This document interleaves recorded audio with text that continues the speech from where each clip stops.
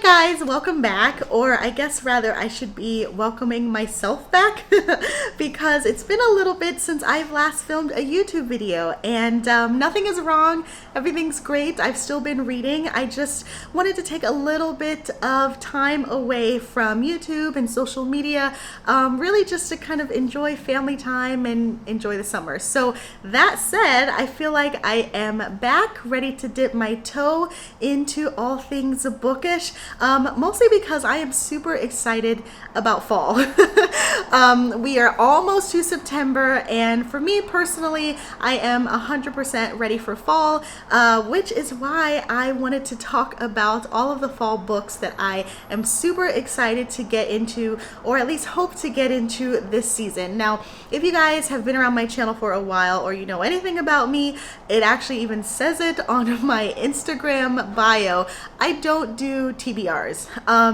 Something about a book being added to a TBR immediately makes me lose interest, so I have put the word TBR into the title. Maybe, I don't know, I haven't figured out what I'm going to title this video, but I'm floating around the word TBR, but actually this is really just kind of a stack of books that I am interested in maybe getting into or excited about cracking open within the next few months. I feel like that just lessens the pressure. Anything to kind of lessen the pressure while also saying, like, here are some books I'm excited about. So anyway, whatever you want to call it, let's go ahead and talk about what those books are.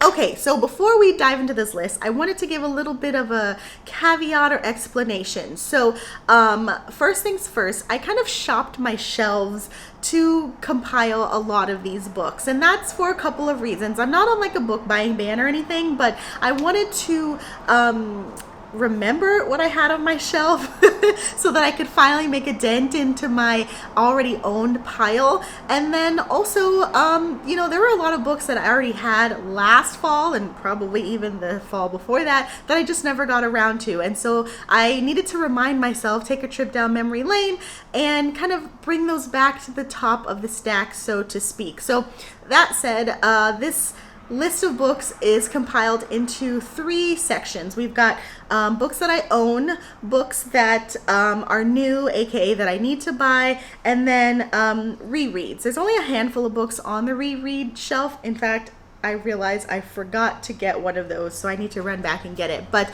that's kind of going to be the format as to the books that I'm about to talk about. So that said, let's talk about the books that I already own, since that technically takes up the majority of the chunk. I've got my stack over here. That's why I kind of keep looking off to the side. So diving right in. So first off, we're going to start off on a mystery kick. We've got Crocodile and the Sandbank. Now, I have owned this book for years. I have known about it even longer than that. I actually picked this up from a half price books like years ago after already having this book on my TBR forever. And I think I'm finally ready to actually make a sizable chunk into reading it and actually finishing it, because I have read and started this book so many times and never finished it. So basically, if you are not familiar, this is the first book in the Amelia Peabody series. If you like cozies, if you like action-packed adventures, this book is totally for you. But the best way that I can sum it up is it's basically The Mummy, if it was told from Rachel Weisz's point of view, who was the librarian. So basically what I mean by that is you've got our female heroine, Amelia. This is set in the early 1900s, and she basically is going on these adventures. Is she an actual archaeologist? No. She just goes on adventures, basically. But anyway, I say archaeological because that's their first trip. They go to this Egyptian archaeologist site.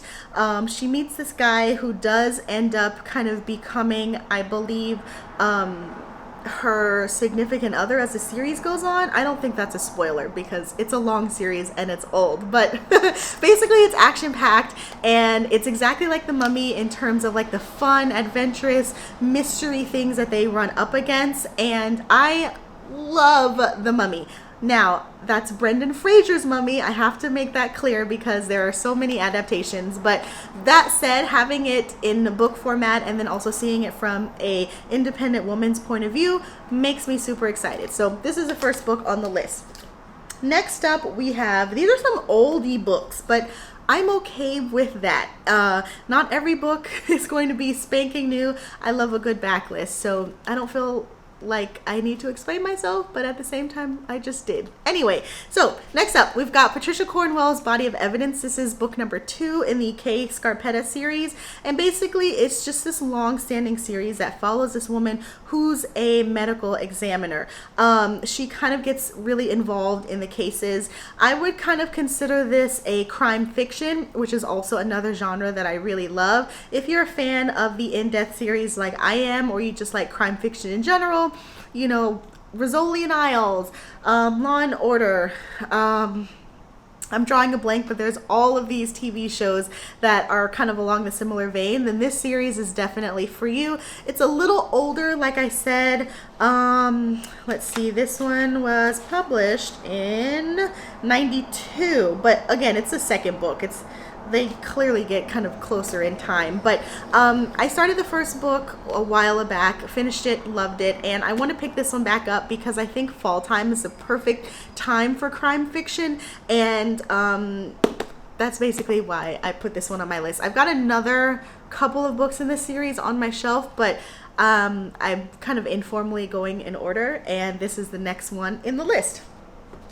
Okay, next up, we're going to switch genres just a little bit and talk about The Seven Husbands of Evelyn Hugo. I already know this book has been come and gone and everybody loved it. I'm late to the game, I know. That's fine. It's by Taylor Jenkins Reid, and I read Carrie Soto is Back some months back. And when I tell you I loved that book, I could probably spend the next 30 minutes gushing about it. I absolutely adored it. But for the sake of time, that's all I'll say. But let's just say as soon as I finish, I don't even think I finished Carrie Soto when I did this, but I already went ahead and ordered this one and Daisy Jones because I just fell in love with her writing immediately. And this one I'm interested in getting started with first, just because honestly I want to give some more time between the show for Daisy Jones and the Six having been out. I haven't watched it. I want that to kind of die a little so I'm not accidentally getting spoilers of like characters in my mind. And this one seems perfect because it's set in like old Hollywood, which again, it just really lends itself to that like, ooh, cuddle up with like some wine or whatever to basically read about this woman chronicling her life when she was a famous actress. And like I said, I've heard amazing things about this. And I'm really excited to get back into Taylor Jenkins Reid's writing, and I don't think this one will disappoint because everyone that I've heard talk about it loves it so much. So if you've read it, don't give me any spoilers, but tell me if you loved it so that way I can make sure that I am going down the right path in my assumption that it's really good. All right, next. Actually, okay. I'm all over the place. We're still talking about books that I own already. So next up we've got The Thursday Murder Club. Obviously it goes without saying, like fall time, that's really when I feel like all of us murder girlies come out and thrive. And so I usually tend to pick back up my murders.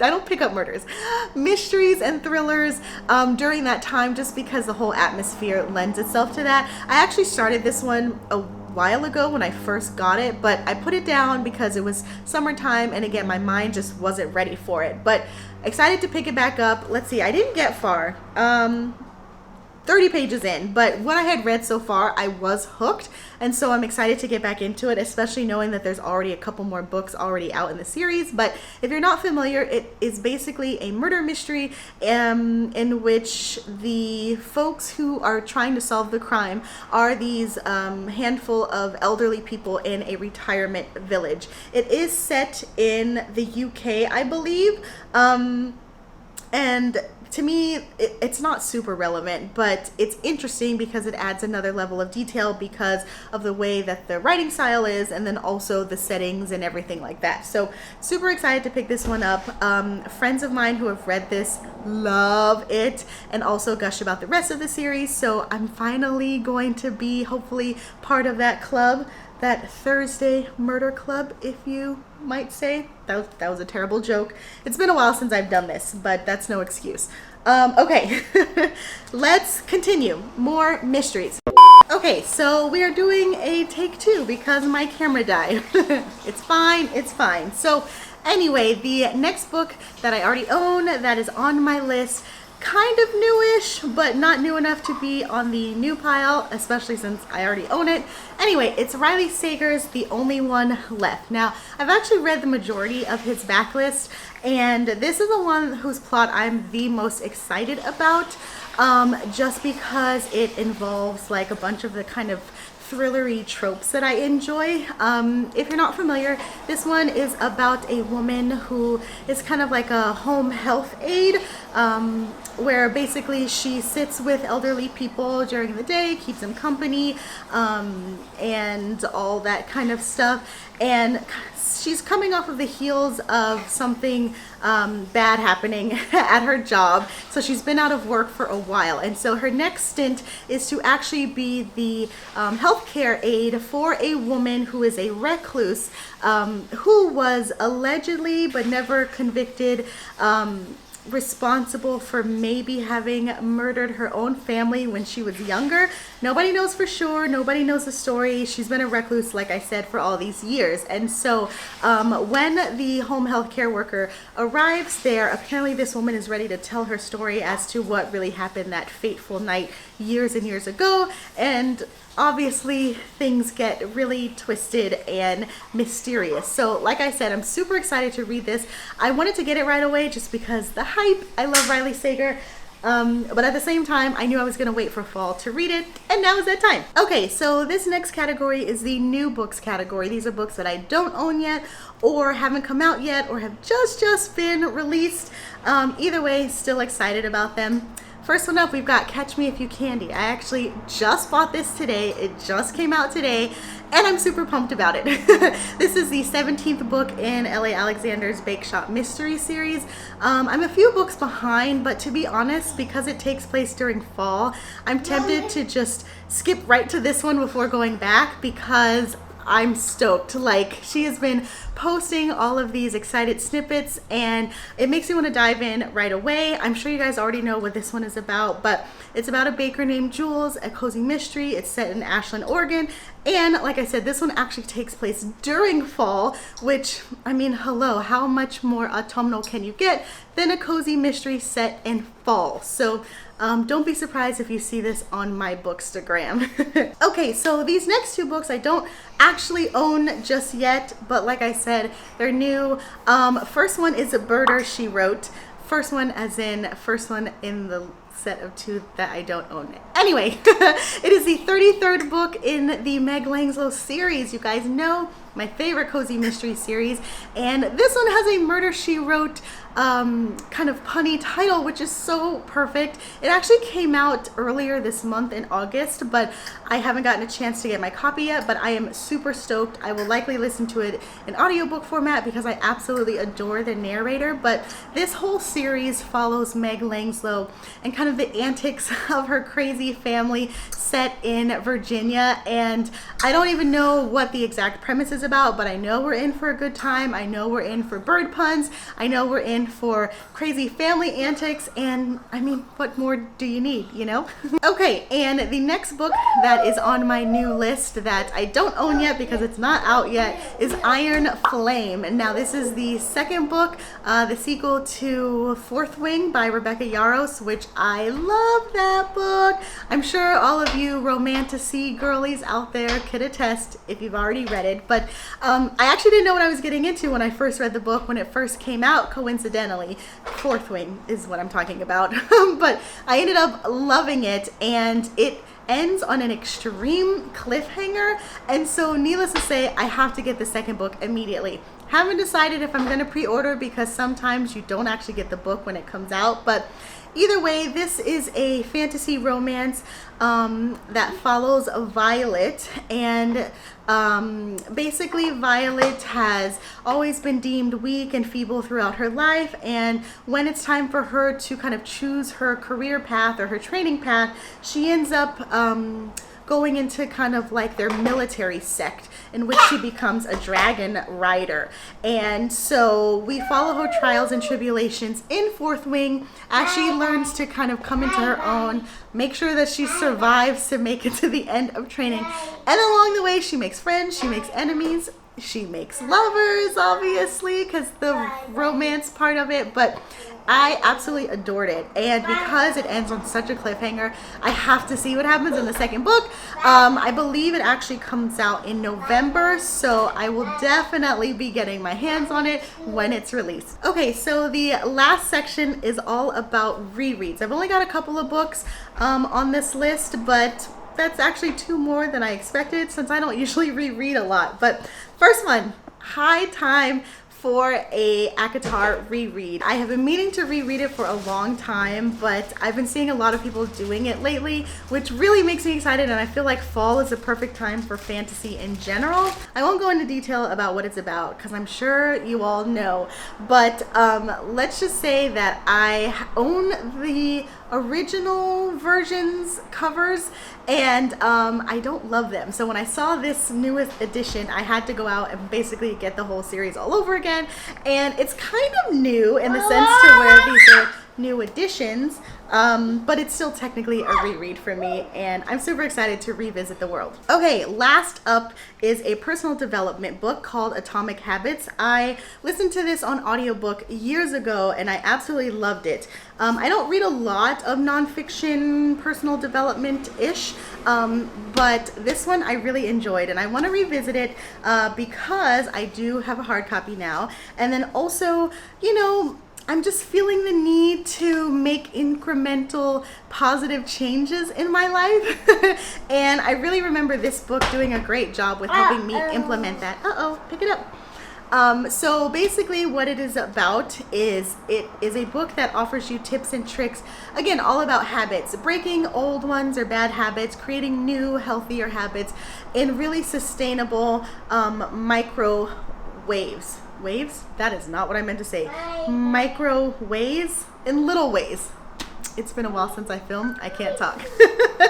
Anyway, yes, like I said, I highly recommend it. And the audiobook is also short. So if you don't have the time to commit to a full-on physical book, then definitely check out the audiobook because like I said, it's really interesting. It's a quick read and it's actually really helpful without being corny. Okay, so there you have it. I have 10 books on my fall. I'm excited to read these books, and it's not really a TBR because if I call it a TBR, then I will lose interest, but they all are themed around fall or give me aesthetic autumn vibes list. That's a mouthful. So for clickbait's sake, we're going to call it a fall TBR. But if you've read any of these books, let me know in the comments. For the ones that I haven't read, though, don't give me spoilers. Just say like, yes, I love this book, and kind of help me get more hyped to read it. But otherwise, you know where I will be with these books. Hopefully I will get through the majority, if not all of them, but regardless, I'm excited either way about fall reads. Let me know what's on your fall TBR, basically, because I'm super excited to get back. I've got a whole slew of booktube videos that I need to catch up on that my friends have posted, and I can't wait to watch those. So in the meantime, happy reading, and I will talk to you guys later. Bye!